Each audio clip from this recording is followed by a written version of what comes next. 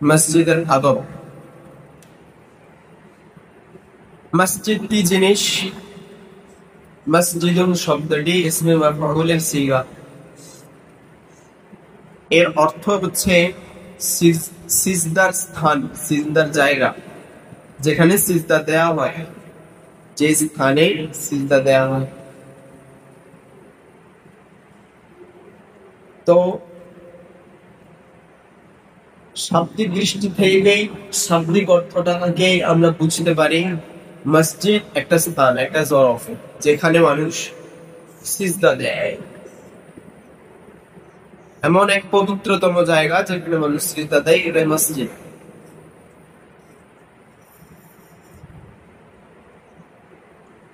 মসজিদের মর্যাদা সম্পর্কে প্রথমে কিছু কথা বলা যায়।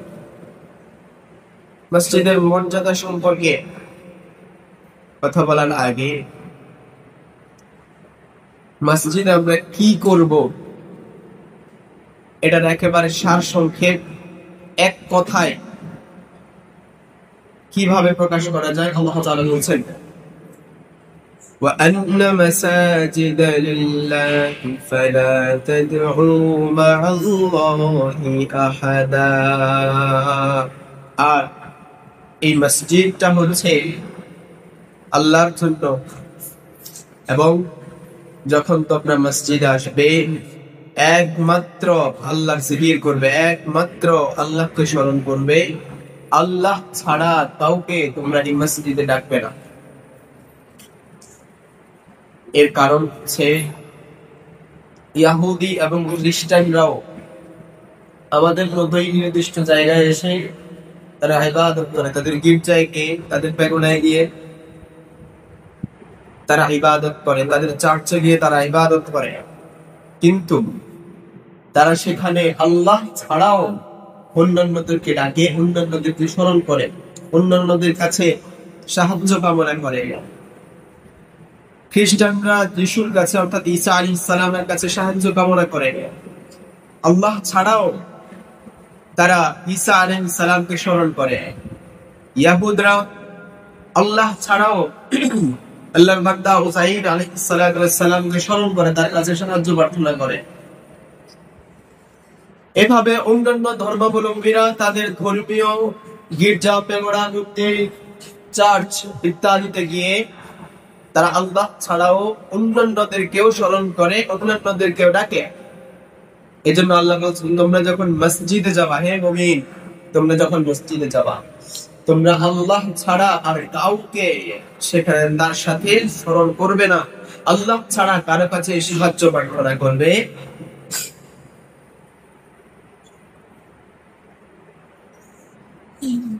এই মসজিদে আমরা কি করব, কেন আসবো, মসজিদের মর্যাদা কি, এই বিষয়ে রাসূল করিম সাল্লাল্লাহু আলাইহি ওয়াসাল্লাম বলছেন, ওয়াবাজতামা কওমুন ফি বাইতিন মিন বুয়ুতিল্লাহি ইয়াতলুনা কিতাবাল্লাহ।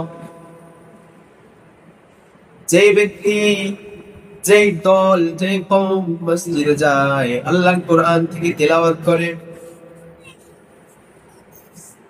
ওয়াতাদারিসুনাহু বাইনাহুম, একে অপরকে শেখায়, আল্লাহর কিতাব একে অপরকে শেখায়, কেউ শিখে কেউ শিখায়। ইল্লা নাযালাত আলাইহিমুস সাকিনা, আল্লাহর পক্ষ থেকে তাদের জন্য সাকিনা নাজিল হয়, আল্লাহর পক্ষ থেকে তাদের জন্য প্রশান্তি নাজিল হয়। ওয়া গাশিয়াতুহুমুর রাহমা, তাদেরকে আল্লাহর রহমত বেষ্টন করে নেয়, আল্লাহর রহমতের চাদর তাদেরকে ঢেকে নেয়। ওয়া হাফাতুহুমুল মালাইকা, ফেরেশতাদের দল তাদেরকে বেষ্টনে দিয়ে রাখে, তাদেরকে নিরাপত্তা দিয়ে রাখে। ওয়া যাকারাহুমুল্লাহু ফি মান ইনদাহু, আর আল্লাহর কাছে যে সমাবেশগুলো হয়, আল্লাহ যে সমাবেশগুলো করেন ফেরেশতাদেরকে নিয়ে, ওই ফেরেশতাদের সমাবেশে আল্লাহ তাআলা যারা মসজিদে কোরআন পড়ে, মসজিদে কোরআন শিখে, দ্বীন শিখে এবং হিন্দুকে শিখায়, তাদের এই সমাবেশ সম্পর্কে আলোচনা করেন।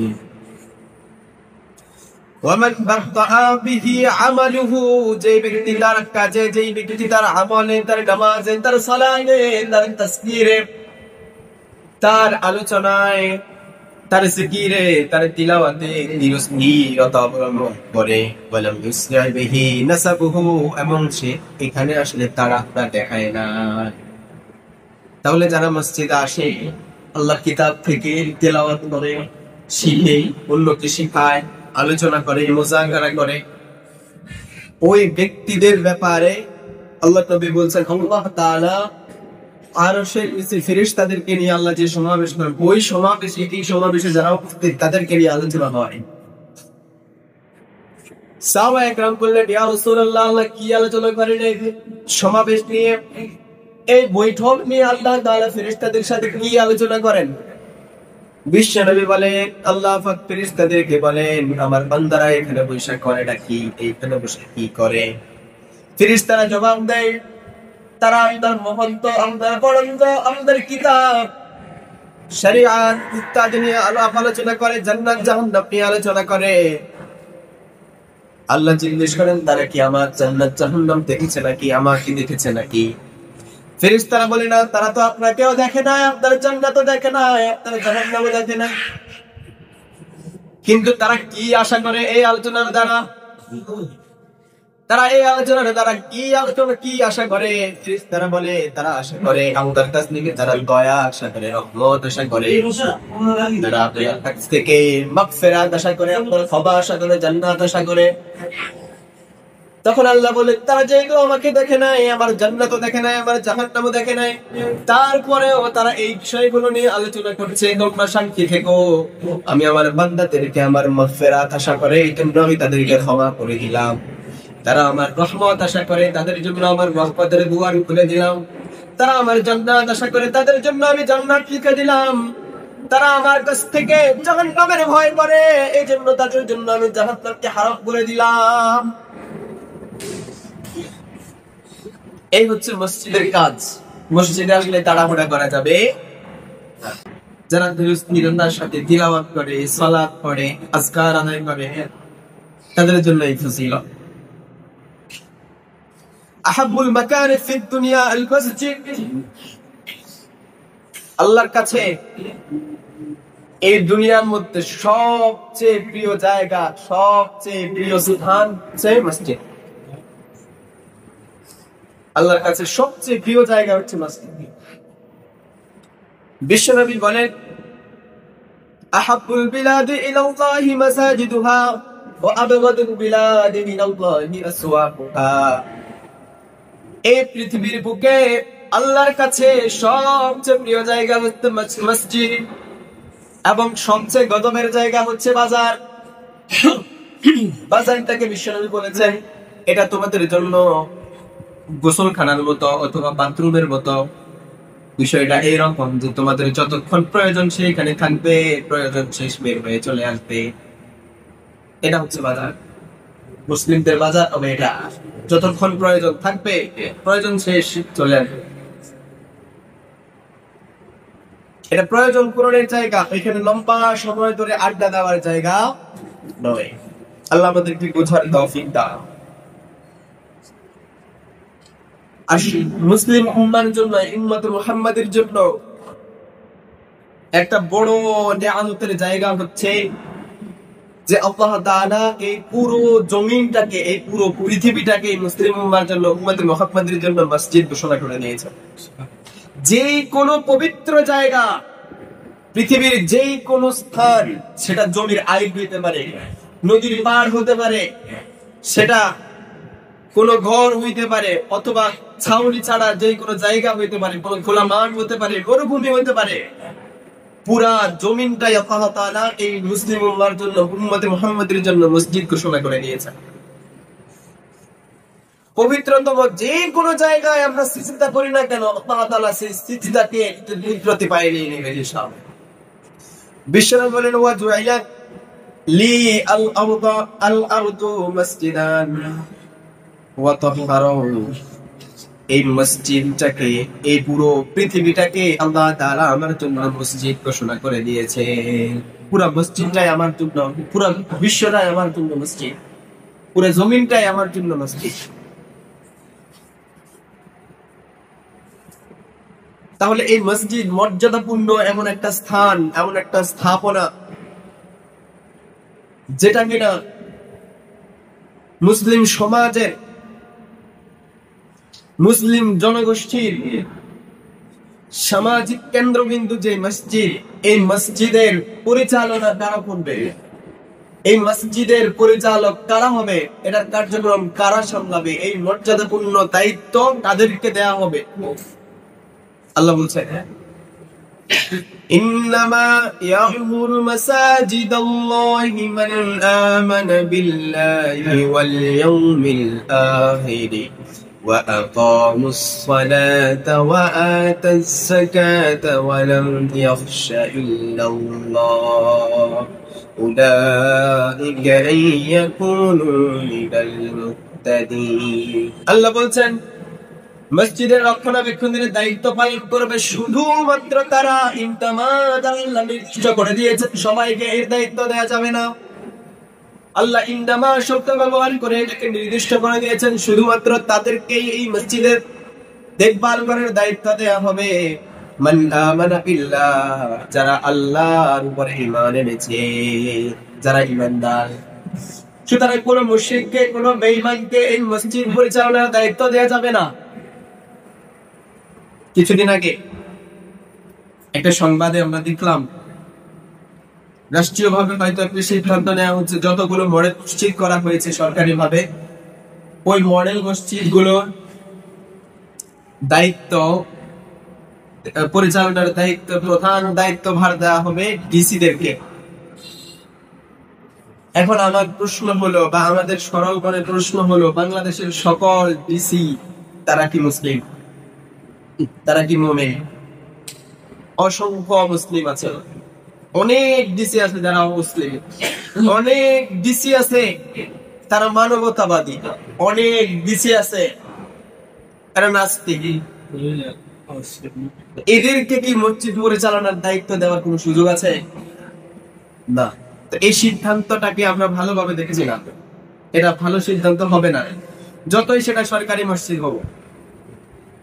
কারণ আল্লাহ বলছেন মসজিদ পরিচালনার দায়িত্ব দেওয়া হবে মান আমানা বিল্লাহ, যারা আল্লাহর উপর ঈমান আনে, ওয়াল ইয়াউমিল আখির, যারা আখিরাতের দিবসের উপর ঈমান আনে, অগাধ বিশ্বাস রাখে, এইরকম মানুষদেরকে মসজিদের দায়িত্ব নিতে হবে।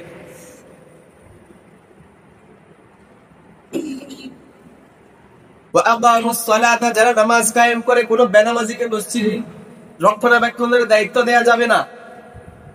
এখন বেনামাজি কারা? দেখেন, আমি আরো একটা উদাহরণ কিছুদিন আগেও দিয়েছিলাম সম্ভবত। যারা নিয়মিত মাছ ধরে, নদীতে যায়, নৌকা চালায়, মাছ ধরে নদীতে, কিংবা সারা বছর তার কাজ হচ্ছে মাছ ধরা, এদেরকে আমরা কি বলি ভাই? জেলে, জাল্লা।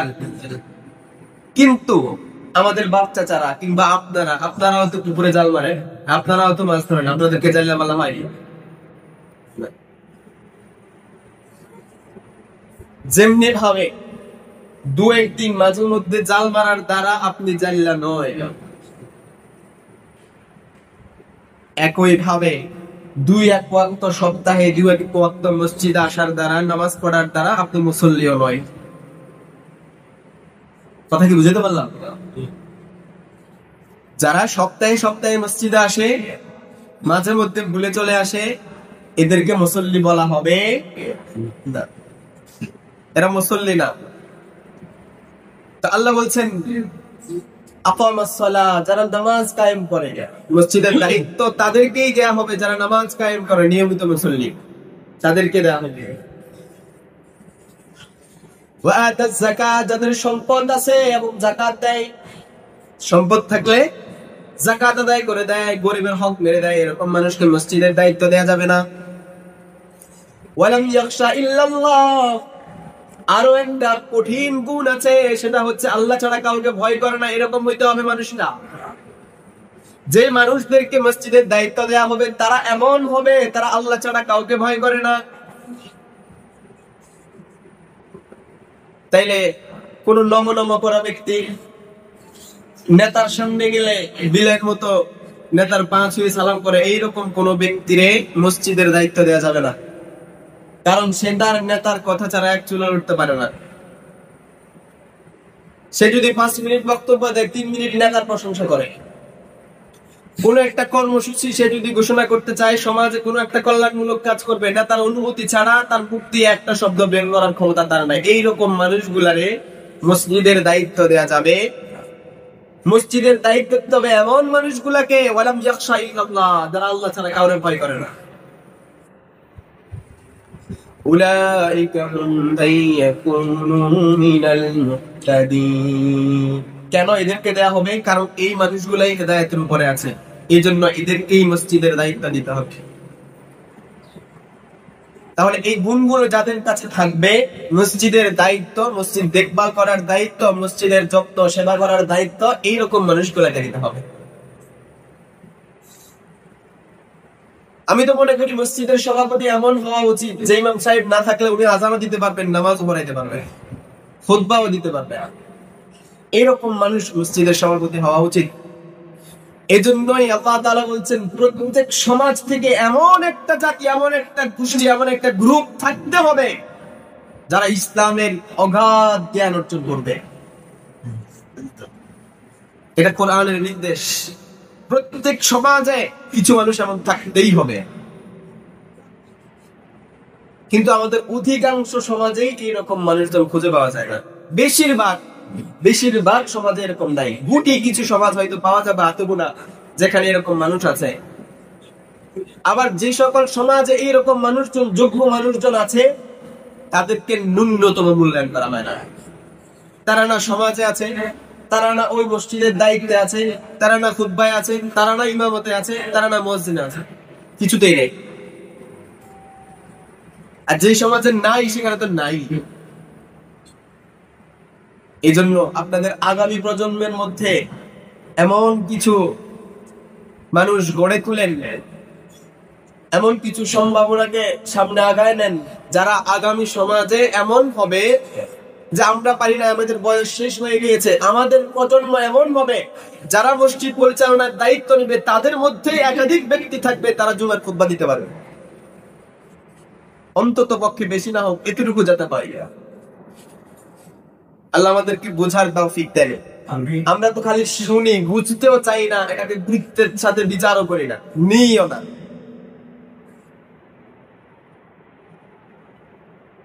এরপরে আসেন কারামাতুম মান বানা মসজিদান।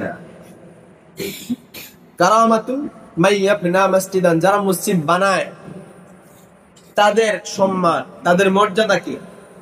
যারা মসজিদ বানায় তাদের মসজিদ মর্যাদা কি? বিশ্বনবী বলেন মান বানা লিল্লাহি মসজিদান আইয়ুযকারা ফীহি ইসমুল্লাহ বানাল্লাহু লাহু বাইতান ফিল জান্নাহ।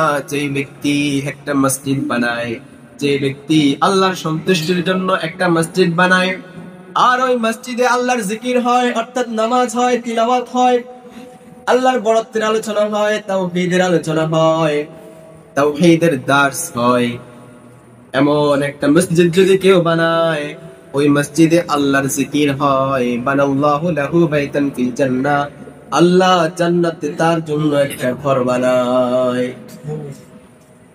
তাহলে একলা একটা মসজিদ বানাইতে হবে, বিষয়টা কি রকম? একটা মসজিদ হচ্ছে সেখানে আপনার কন্ট্রিবিউশন থাকলেই হলো।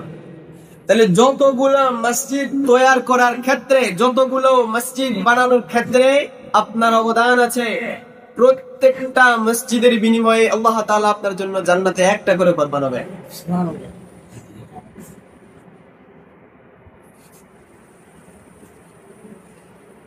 আবার বিশ্বনবী বলছেন সাবাতুন ইউযিল্লুহুমুল্লাহু ফি যিল্লিহি ইয়াওমা লা যিল্লা ইল্লা যিল্লুহু, যেদিন আল্লাহর ছায়া ছাড়া কোনো ছায়া থাকবে না, অর্থাৎ কিয়ামতের দিন, যেদিন আল্লাহর ছায়া ছাড়া কোনো ছায়া থাকবে না, পুরোটা রোদে ভর্তি থাকবে, সূর্যের নিচে দাঁড়িয়ে থাকতে হবে। ওই দিন আল্লাহ 7 দল, 7 শ্রেণীর মানুষকে, 7টা গুণ বিশিষ্ট মানুষকে ওই ছায়ার নিচে আল্লাহ ছায়া দিবেন। ওই 7 শ্রেণীর মানুষের মধ্যে এক শ্রেণী হচ্ছে রাজুলুন কলবুহু মুআল্লাকুন ফিল মাসাজিদ, যাদের অন্তর সর্বদা মসজিদের সাথে লেগে থাকে। ফজরের নামাজ পড়ে বাড়িতে গিয়েছেন, যোহরের জন্য অপেক্ষা, মনে মনে নিয়াত ঠিক আছে, মনে মনে পরিকল্পনা ঠিক আছে, আমি যাই করি না কেন মসজিদে যাব জোহরের সময়। আবার জোহরের সময় বের হয়েছেন, আসরের জন্য পরিকল্পনা, আসরের নামাজ যেন জামাত কাজা না হয়, আসর পরে বের হয়েছেন, মাগরিবের নামাজ যেন কাজা না হয়, পরিকল্পনা আছে। আবার মাগরিব পরে বের হয়েছেন, ঈশার জন্য পরিকল্পনা, ঈশা পরে বের হয়েছেন, ঘুমানোর আগে ফজরের জন্য নিয়ত করে ঘুমিয়েছেন, ফজরের সময় আমার মসজিদে যাইতে হবে। এই যে মসজিদের প্রতি আপনার অন্তরের একটা ভালোবাসা, অন্তরের একটা টান, এই টানের কারণে, মসজিদের সাথে এই সম্পর্কের কারণে বিশ্বনবী বলছেন যাদের অন্তরে মসজিদের জন্য এই সম্পর্ক থাকবে, মসজিদের জন্য এই ভালোবাসা থাকবে, আল্লাহ তাআলা তাদেরকে আরশের নিচে কিয়ামতের দিন ছায়া দিবে। তাহলে মসজিদের এই গুরুত্ব, মসজিদের এই মর্যাদা, মসজিদের এই মহান সম্মান আল্লাহ তাআলা আমাদেরকে বোঝার তৌফিক দান করি, আমিন। এরপরে আসেন, মসজিদের কিছু আদব আছে, মসজিদের কিছু আদব আছে। মসজিদে খালি আসলাম আর গেলাম। এখন মসজিদ তো পবিত্রতম জায়গা, মসজিদ মর্যাদাপূর্ণ একটা জায়গা, এই জায়গাটা আল্লাহর ঘর, মসজিদটা আল্লাহর ঘর, এটার একটা মর্যাদা আমাকে দেখাইতে হবে, এটার প্রতি আমার সম্মান শ্রদ্ধা এটা দেখাইতে হবে, এটার পরে আমার একটা শিষ্টাচার আল্লাহর সামনে আমার প্রদর্শন করতে হবে। আল্লাহর ঘরে আসলাম, আল্লাহর প্রতি আমার শিষ্টাচার দেখাইতে হবে না? তো মসজিদের কিছু আদব আছে। এক নাম্বার, আমরা অনেকগুলো আদবের মধ্যে খুব সিগনিফিকেন্ট কয়েকটা আদবের কথা বলবো।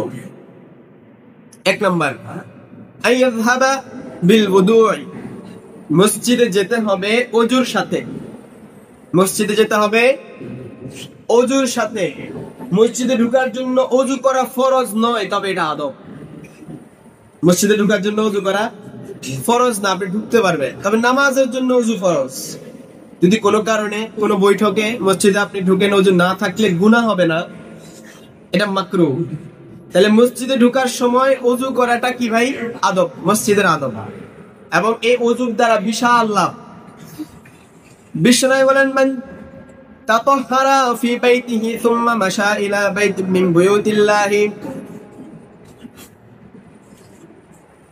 যে ব্যক্তি তার বাড়ি থেকে পবিত্র হয়ে, পাক পবিত্র হয়ে ওযুর সাথে আল্লাহর ঘরের দিকে রওনা দেয়, লিয়াকদিয়া ফারিদাতাম মিন ফারাইদিল্লাহি, আল্লাহর ফরজ সমূহ থেকে কোন একটা ফরজ আদায় করার লক্ষ্যে, অর্থাৎ নামাজ আদায়ের লক্ষ্যে,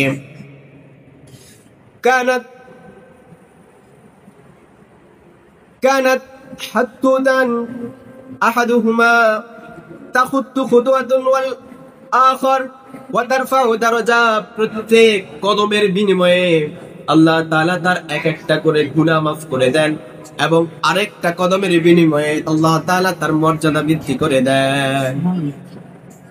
তাহলে বাড়ি থেকে মসজিদের উদ্দেশ্যে যখন রওনা হন, যদি বাড়ি থেকে ওযু করে বের হন, প্রত্যেক কদমের বিনিময়ে কি হবে? এক কদমের বিনিময়ে গুনাহ মাফ হয়ে যাবে একটা করে, আরেকটা কদম দেওয়ার দ্বারা তার এক একটা মর্যাদা আল্লাহর কাছে বাড়তে থাকে। তাহলে এক নাম্বার আদব মসজিদে আসা, সেটা হচ্ছে ওযু করে আসা। দুই নম্বরে আইয়ামশি বিস সাকিনা, অত্যন্ত নম্রতার সাথে, ধীরস্থিরতার সাথে হেঁটে হেঁটে আসা। শান্তি বজায় রেখে হেঁটে হেঁটে আসা। বিশ্বনবী বলছেন, ইজা সামিআতুমুল ইকামা, যদি তোমরা ইকামত শুনতে পাও, ফামশু ইলা সলাতি ওয়া আলাইকুম বিস সাকিনা, তোমরা আস্তে আস্তে শান্তি বজায় রেখে হেঁটে যাবা। ওয়ালা তাসরিউ, খবরদার তাড়াহুড়া করবে না। ফাআদরাকতুম ফাসাল্লু, যদি নামাজ পেয়ে যাও তাহলে আদায় করে নেবে। ওয়া মা ফাতাকুম ফাআতিম্মু, যদি দুই এক রাকাত ছুটে যায় সেটা পরে আদায় করে নেবে, কিন্তু তাড়াহুড়া করা যাবে না। এমনও হয় দৌড় দিতে গিয়ে পড়ে যায়, অ্যাক্সিডেন্ট হইতে পারে। অন্ততপক্ষে মসজিদের সামনে এসে দৌড় দিয়ে মসজিদে ঢুকতে যায়, মসজিদের নিচে ঢুকার আগে জুতা ঢুকে যায়, হয় না এরকম? আবার জোরে দৌড় দিলে টাইলসের উপরে পড়ে যাওয়ার সম্ভাবনা আছে না নাই? বড় ধরনের দুর্ঘটনা ঘটার সম্ভাবনা আছে। এই জন্য মসজিদে যখন আপনি রওনা দিয়েছেন তখনই আপনি আল্লাহর কাছে মুসল্লি হিসাবে গণ্য হয়ে গিয়েছেন, তাড়াহুড়ো করার প্রয়োজন নাই। আপনি অলরেডি নামাজের সওয়াবের অন্তর্ভুক্ত হয়ে গিয়েছেন। আপনার নামাজিরা যেরকম তাদের সওয়াব লেখা হচ্ছে, আপনার নেকি লেখা শুরু হয়ে গেছে যখন নিয়ত করেছেন তখন থেকে। এজন্য মসজিদে আসতে থাকেন, মসজিদে আসতে আসতে আপনার নামে যেহেতু সওয়াব লেখাই হচ্ছে, আপনার তাড়াহুড়া করার প্রয়োজন নাই। এরপরে আসেন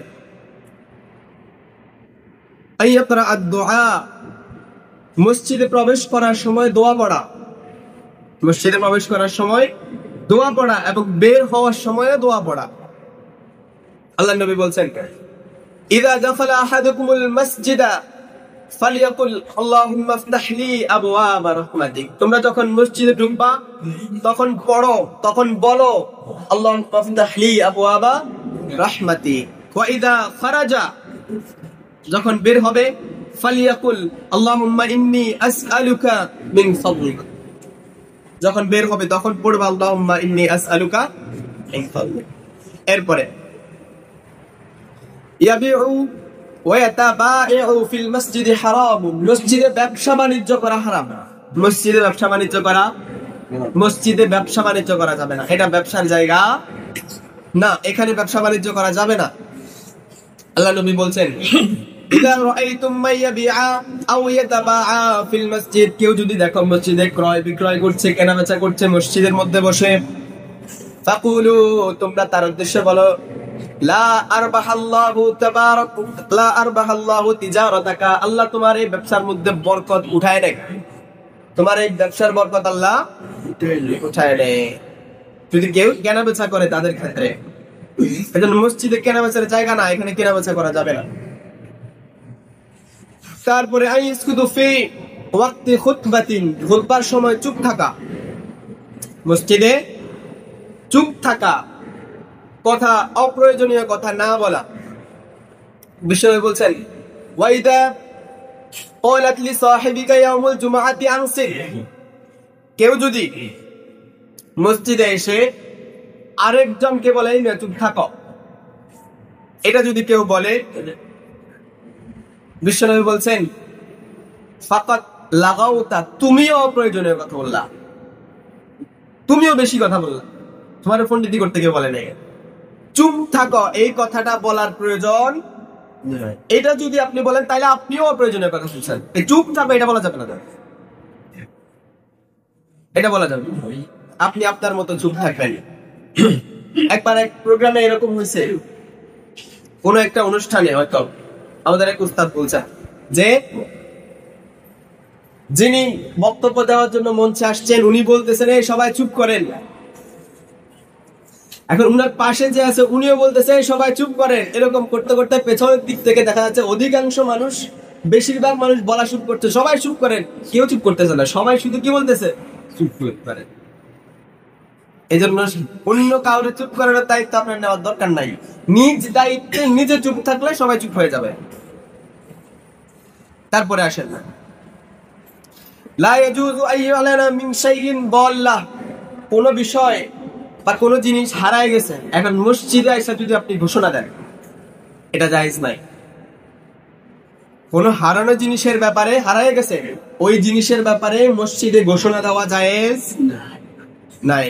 বিশ্বনবী বলেন, মান সামিআ রাজুলান ইয়ানশুদু দালালাতান ফিল মসজিদি, কোন ব্যক্তি যদি কোন হারিয়ে যাওয়া জিনিসের ব্যাপারে মসজিদে এসে ঘোষণা দেয়, ফালিয়াকুল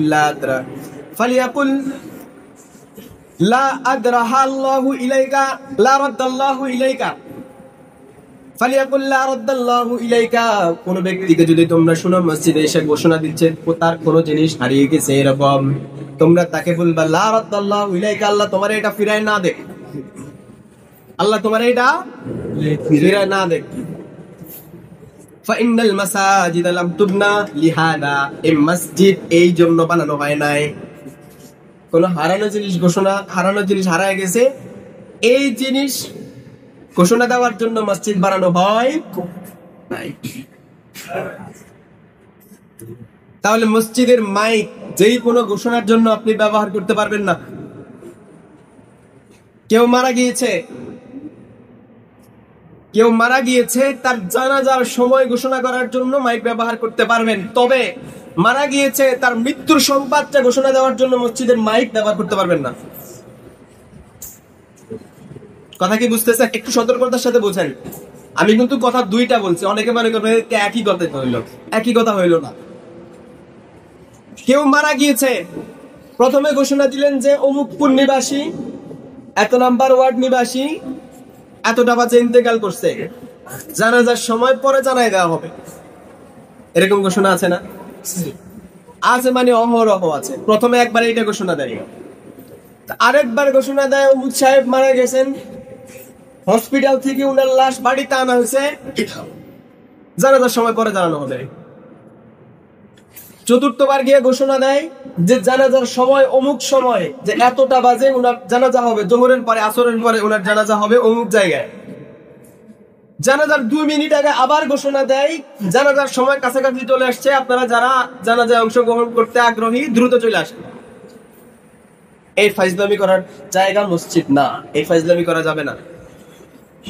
কেউ যদি মারা যান, জানাজার সময় নির্ধারণ হওয়ার পরে জানাজার সময় ঘোষণা দেওয়ার জন্য মসজিদের মাইক ব্যবহার করা যাবে, কিন্তু তার মৃত্যুর সংবাদ প্রচার করার জন্য মসজিদের মাইক ব্যবহার করা যাবে না। শুধু তাই নয়, সামাজিক কল্যাণের জন্য সমাজের অন্য কোনো কাজ ইবাদতের সাথে সংশ্লিষ্ট নয়, এরকম কোন কাজের জন্য মসজিদের মাইক ব্যবহার করা যাবে না। ইদানিং কালে আমরা শুনি টিকার জন্য, ফলিও খাওয়ানোর জন্য ঘোষণাগুলো মসজিদের মাইকে আসে, খবরদার, এটা কখনোই অনুমতি দিবেন না, এটা অনুমোদিত নয়। আপনার যদি এত বেশি দরদ থাকে, আপনি মাইক ভাড়া করে এটা প্রচার করেন। এলাকায় ডাকাত ঢুকছে, আপনারা কে বলছে মসজিদের মাইক ব্যবহার করতে? আপনি চিল্লান, 15 জন মিলে বাইর হয়ে চিল্লান, পুরো এলাকা খবর হয়ে যাবে। মসজিদের মাইক ব্যবহার করা জরুরি নয়, এই অনুমতি আপনাকে দেওয়া হয় নাই। মসজিদের মাইক এই সব কাজের জন্য নয়।